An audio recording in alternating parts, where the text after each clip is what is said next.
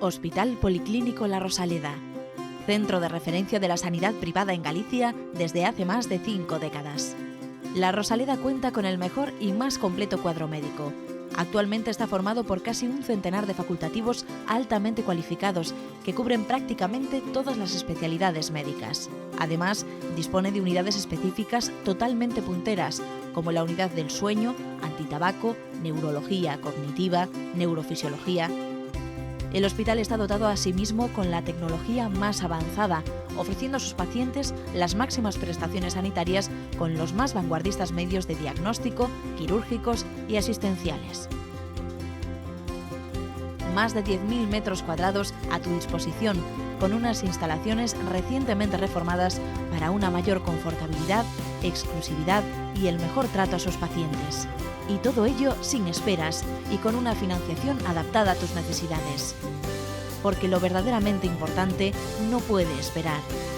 Por ti, por los tuyos. Hospital Policlínico La Rosaleda.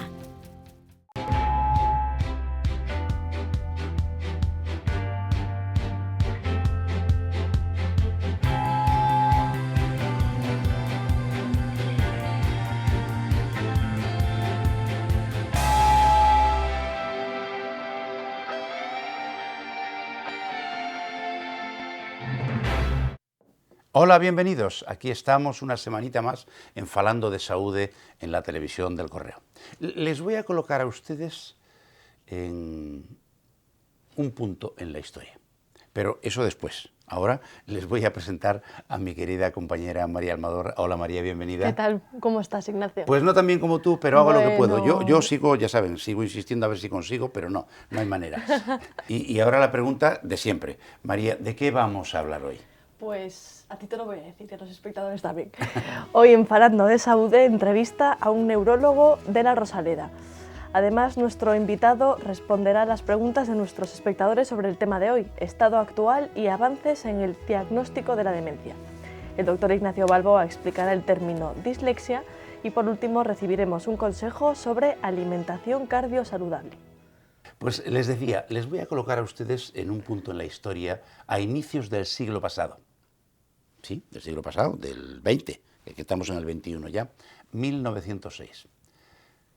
Le conceden ese año al doctor Ramón y Cajal el Premio Nobel de Medicina por describir cómo eran y cómo funcionaban, al nivel que entonces permitía la ciencia, esas células que forman la estructura básica de nuestro cerebro, las neuronas. Y el mismo año, un doctor define por primera vez y describe el primer caso de una enfermedad que hoy es realmente un problema no solo médico, sino también social, que es la enfermedad de Alzheimer. Porque de eso vamos a hablar. Vamos a hablar de las demencias. Una de ellas es el Alzheimer, hay varias más. Y vamos a hablar con alguien que sabe mucho de esto. En este programa saben ustedes que hay invitados y luego hay los clásicos, lo que nosotros llamamos los asesores áulicos, y el asesor áulico en temas de neurología y, por supuesto, de enfermedades neurológicas es el doctor Alfredo Robles, que nos acompaña hoy. Doctor Robles, bienvenido.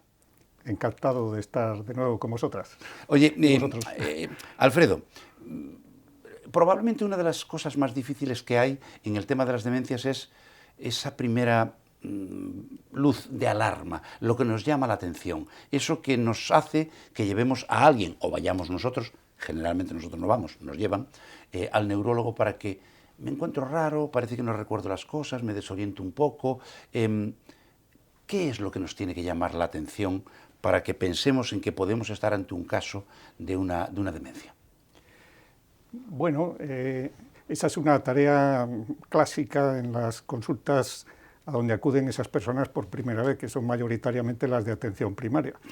Lo que llama la atención a la persona es que nota algún cambio en sus funciones cognitivas, porque los defectos que ya tiene de siempre no deben preocupar. Esos ya los conocemos. Claro, normalmente acude porque le parece que se le olvidan las cosas, o no le viene la palabra al hablar, o no sigue bien conversaciones rápidas, o no empieza a notar dificultades o despistes al conducir o al usar un cajero automático, ese tipo de asuntos.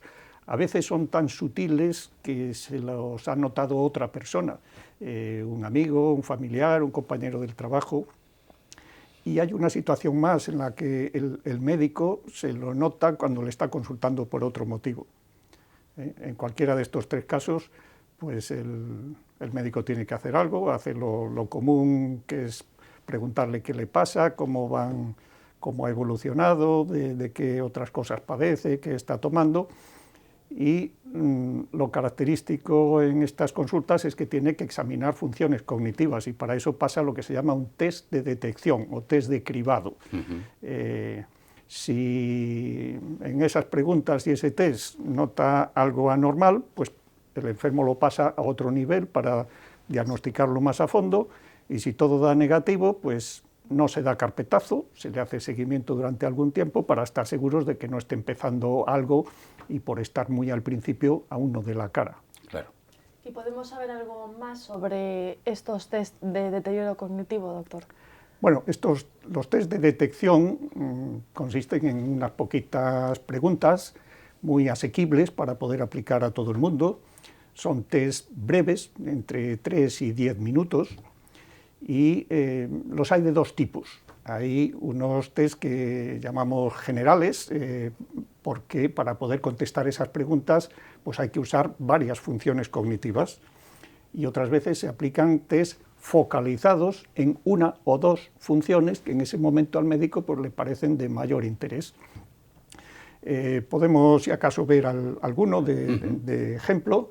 Quizás hoy en día el que más se usa en todo el mundo sigue siendo el mini examen mental de Folstein, a pesar de que es antiguo.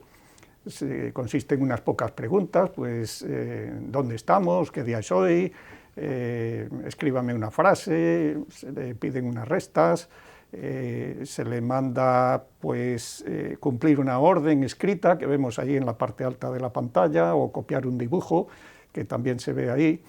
El defecto de este test es que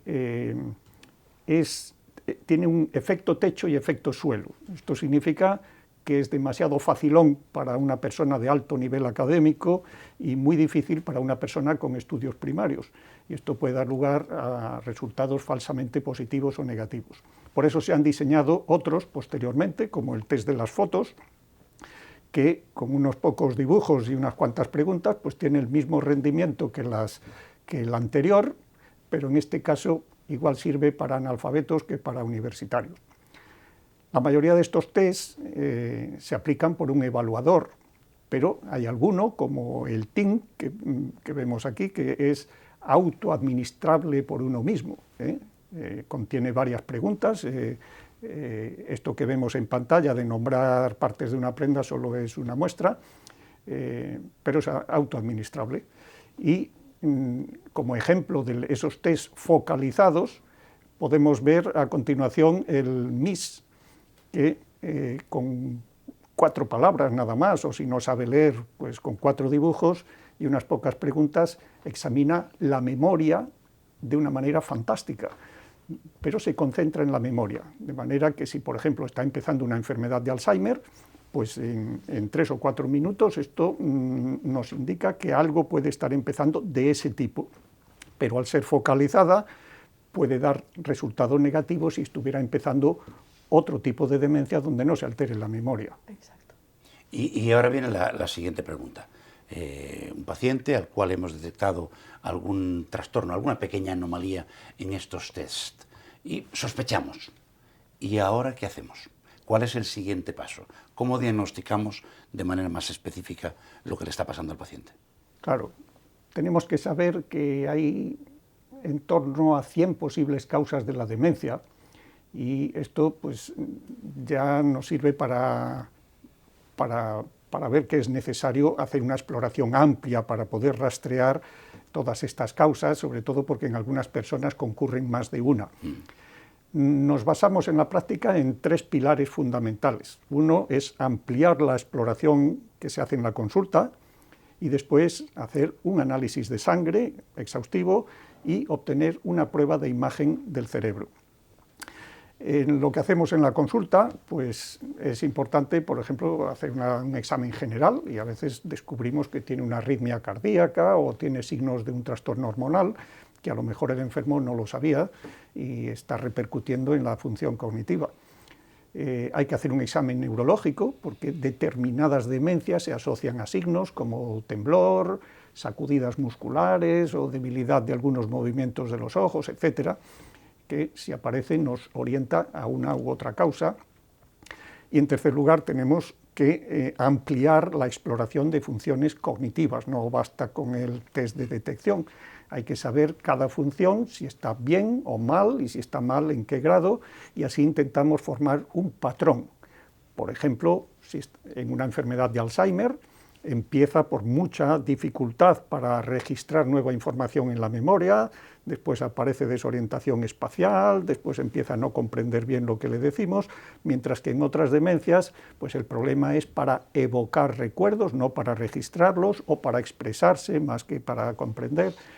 Es decir, que hay que hacer una exploración amplia, más el análisis y la prueba de imagen. ¿Y podríamos saber algo más concreto sobre estas exploraciones que se aplican en esta fase, en la fase de diagnóstico, doctor? Bueno, pues por una parte los test, como vemos, los hay de varios tipos, los test amplios, hay que seleccionarlos en función de la edad y el nivel intelectual de la persona, y se puntúan también yendo a unas tablas que tienen en cuenta esos datos. Hay, por ejemplo, unos test que piden al enfermo identificar objetos o rostros y saber si los pueden nombrar, si los pueden recordar más tarde. Vemos también si son capaces de copiar gestos o copiar dibujos, es lo que llamamos las praxias. También tenemos que saber cómo organizan en su cerebro las actividades, y para eso pues a lo mejor les ponemos un grupo de objetos delante y le damos una orden, así pues, por ejemplo, con estos objetos que vemos les diríamos encienda una vela, y tiene que seleccionar la vela, ponerla de pie y seleccionar la cerilla, encenderla y llevar la llama al pábilo. Hay otro test más adelante que se llama el test de Stroop. En una lámina nos lee palabras, en otro nos identifica colores, y la tercera lámina es la lámina trampa, que nos tiene que decir el color de la tinta con que está escrita la palabra, y si tiene algún problema del lóbulo frontal no se va a resistir a leer la palabra.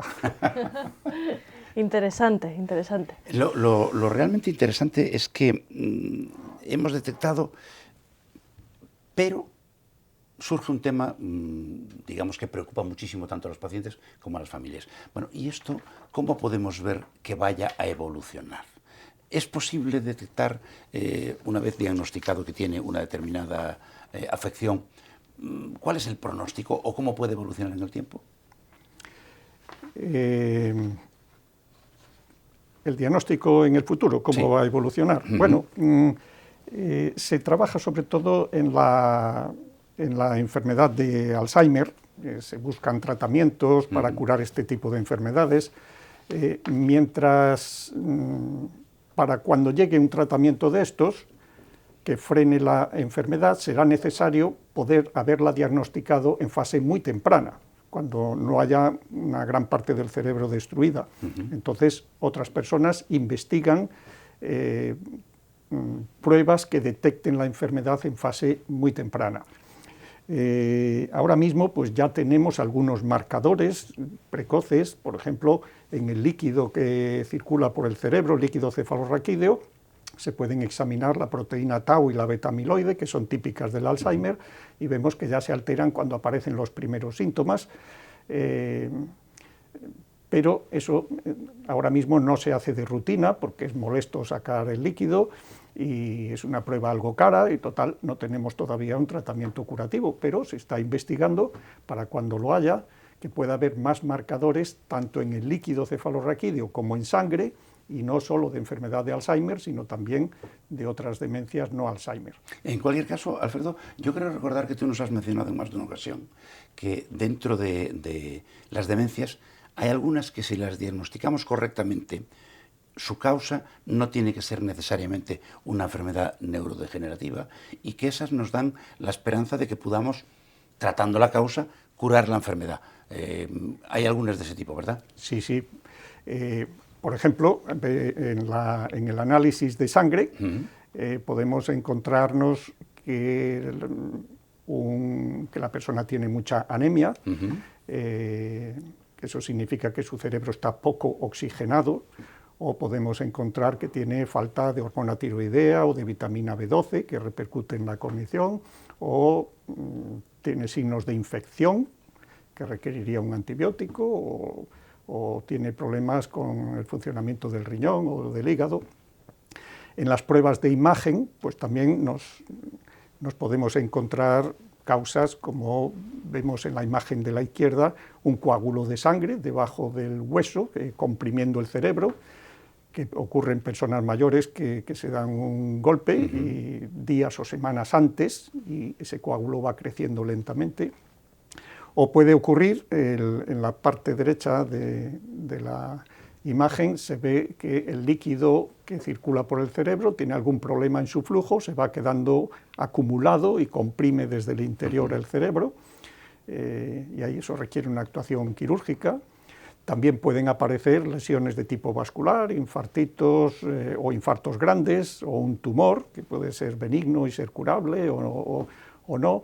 Es decir, que hay muchas posibles causas que podemos identificar tanto con el análisis como con la imagen, y eso, la moraleja es que toda persona que tenga un deterioro progresivo sin una causa clara o una demencia ya establecida debería tener siempre un análisis y una prueba de imagen del cerebro. Está claro. En cuanto a las pruebas de imagen, para la detección muy precoz, lo más útil es la tomografía por emisión de positrones. Es algo más sofisticada que la resonancia magnética. Se inyecta una sustancia unos minutos antes de hacerla, que cuando llega al cerebro se pega a determinados tipos de lesión y nos los marca. Por ejemplo, como veremos en la imagen, en la parte de arriba, si se inyecta la sustancia T708, pues al llegar al cerebro se pega a las lesiones de tau. Y si se inyecta fluorbetapir, se pega a las lesiones de beta-amiloide, que esas dos son los tipos de lesión que caracterizan a la enfermedad de Alzheimer. Si nos fijamos en las imágenes de la derecha, podremos ver cómo se realzan en amarillo o rojizo estas lesiones, delatando que tiene una enfermedad de Alzheimer, y eso aparece incluso antes de que aparezcan los primeros síntomas. Hoy se está investigando en este tipo de trazadores para poder identificar otras enfermedades no Alzheimer. Y por otra parte están los análisis genéticos. En estos años se han descubierto ya cientos de mutaciones en al menos 80 genes distintos que producen formas familiares de demencia que son poco frecuentes, y otras muchas características genéticas que predisponen a padecer las formas esporádicas, que son las más frecuentes. Eso hoy en día solo se usa para confirmar algunos casos de demencia familiar, pero dentro de unos pocos años, cuando llegue un tratamiento curativo, podría ser un marcador muy bueno para poder seleccionar las personas a las que habría que dar esos tratamientos. Entendido. Pues ahora, Ignacio, me parece que le toca el turno a nuestros queridos espectadores. Pues adelante con ello.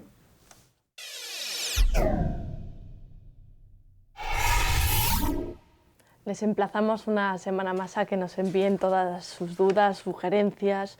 En fin, para eso estamos, para acoger todos sus comentarios. Y en este caso, doctor, hemos seleccionado 2 preguntas para usted. La primera de ellas se la formula Marta, de Santiago. Doctor, ¿es verdad que el ejercicio aeróbico ayuda a mejorar la memoria? realizar un ejercicio aeróbico moderado durante toda la vida de manera regular es bueno, porque mejora la oxigenación del cerebro, se ha visto que estimula un poco la actividad regenerativa del cerebro y atenúa incluso los efectos de la hipertensión, de la diabetes, del colesterol alto. Entonces se ha comprobado que tiene efectos favorables sobre la cognición. En las personas que se demencian, pues también es bueno un poco de ejercicio aeróbico porque les mejora la atención, la movilidad, el humor. Pero creo recordar que en 2015 se publicó el análisis de varios estudios realizados sobre este tema en personas sanas mayores de 55 años y no se vio que hubiera un efecto significativo. La conclusión de esto es que no basta con ponerse en un momento dado o intermitentemente, sino que es el hábito a lo largo de la vida lo que es beneficioso. Antes de pasar a la segunda pregunta, les recuerdo, que nos lo hice al principio, las direcciones a las que pueden enviar todas sus dudas. La primera de ellas, una dirección de correo electrónico, falandodesaude@correotv.es, y si no, ya saben que siempre pueden recurrir a las redes sociales, como Facebook y Twitter. Dicho esto, doctor, la segunda pregunta, que se la dirige a Alejandra de Santiago. Doctor, ¿hay que mantener el cerebro siempre activado para prevenir la demencia o no tiene nada que ver? O sea, hay que estar pensando mucho y estar estudiando y ejercitándolo y no quedarse en el sofá viendo la tele. Sí tiene que ver. Ocurre algo parecido a lo del ejercicio aeróbico. Si durante la vida hay una actividad intelectual regularmente, eso estimula la producción de conexiones dentro del cerebro, sinapsis, y eso aumenta lo que llamamos la reserva cerebral, que nos protege en el caso de que sobrevenga una enfermedad degenerativa o aparezca una lesión en el cerebro. La clave está en que eso se practique a lo largo de la vida, no de Pascuas a Ramos. ¿Y ahora qué nos toca? Ay, no me seas tembloroso y médica, Ignacio. Ya empezamos. Que siempre lo superas. A ver. La palabra del día.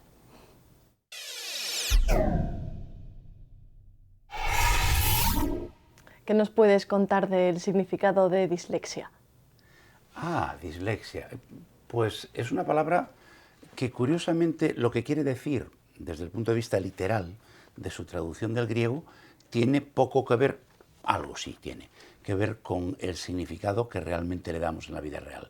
Dislexia, del griego, que significa dificultad para hablar, para expresarse o para entender.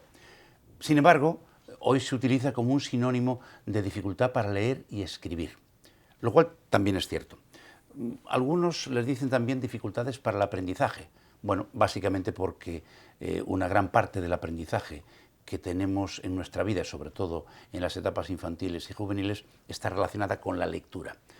Por tanto, ¿dónde está el problema?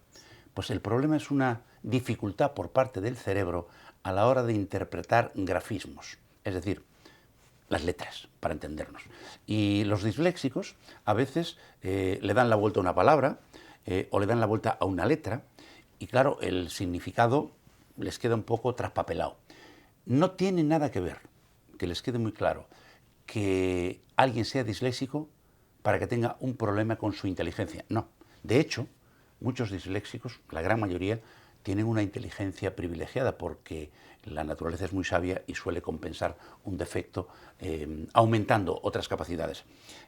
Afortunadamente, hoy en día, cuando se diagnostica a tiempo esa dislexia, porque notamos que nuestros hijos o nuestros alumnos, cuando se trata de docentes, tienen esa dificultad de aprendizaje y lo primero que hay que discernir es cuál es la causa. Pues a veces a lo mejor es porque no ven bien, simplemente no ven, no que sean disléxicos, es que están los pobrecillos miopes y hay que poner unas gafas y se resuelve. Otras veces es un trastorno de la atención. El caso es que hay que eliminar otras posibles causas de esa falta de aprendizaje. Cuando se llega al diagnóstico de la dislexia, esto es tratable.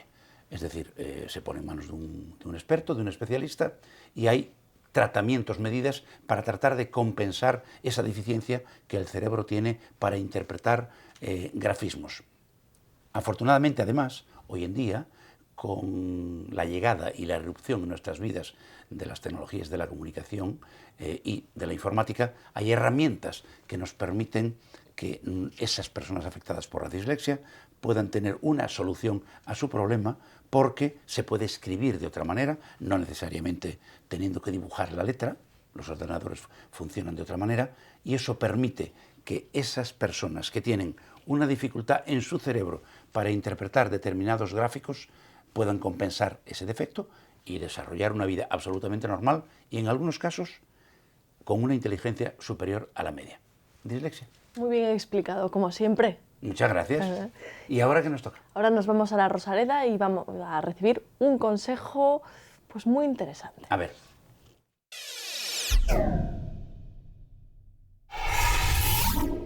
Me llamo Alejandra, trabajo en la unidad de diálisis del Policlínico La Rosaleda y voy a hablar sobre las dietas cardiosaludables.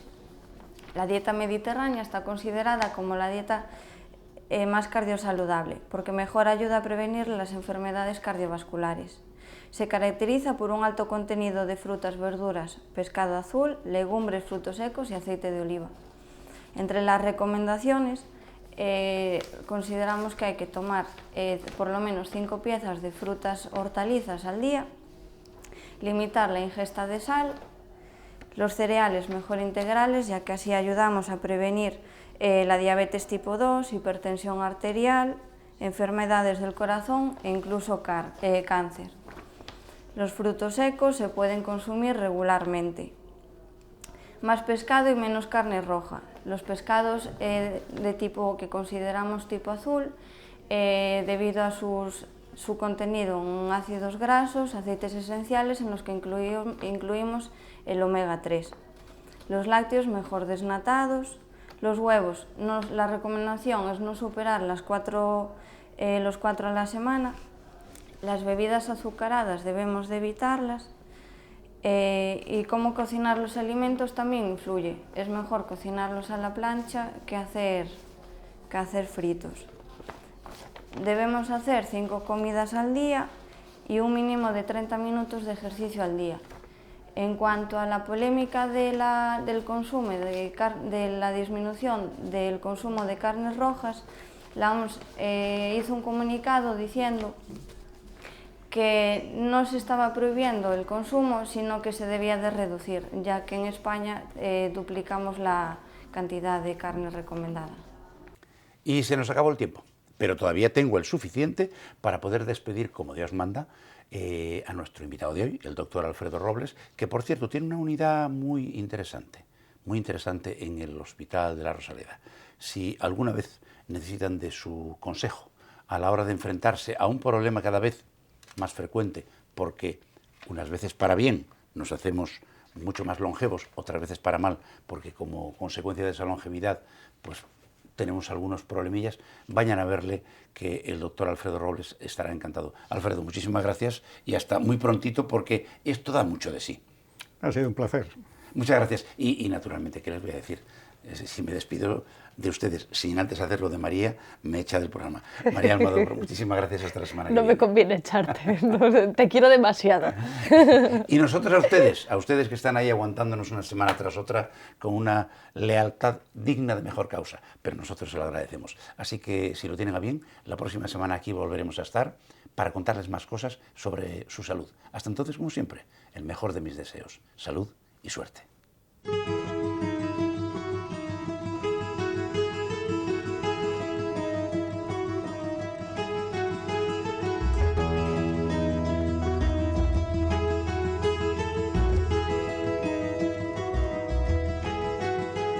Centros Médicos La Rosaleda han patrocinado este programa.